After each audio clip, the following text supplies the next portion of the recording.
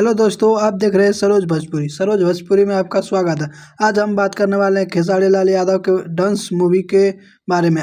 बहुत सारा अपडेट लेके आए हैं, आप लोग इस वीडियो को पूरा देखिए। बताते हैं कौन कौन सा अपडेट। खेसारी लाल का बहुत जल्द डांस मूवी का सॉन्ग आने वाला है और ग्लोबल म्यूजिक जंक्शन से ही आएगा। और दूसरा अपडेट ये है कि डांस मूवी का टीजर अभी मूवी सेक्शन में 3 नंबर पे ट्रेंड कर रहा है। और तीसरा अपडेट यह है कि डांस मूवी का ट्रेलर 14 जनवरी को आएगा।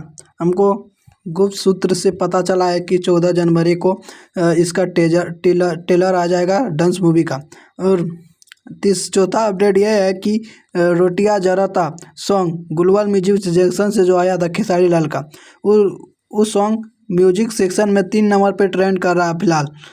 और लगा देते हैं पोस्टर अभी कितना नंबर पे ट्रेंड कर रहा है। और इस वीडियो कैसा लगा भाई लोग कमेंट करके बताइएगा। और सरोज भोजपुरी को सब्सक्राइब करके रखिए। फिर मिलेंगे अगले वीडियो में।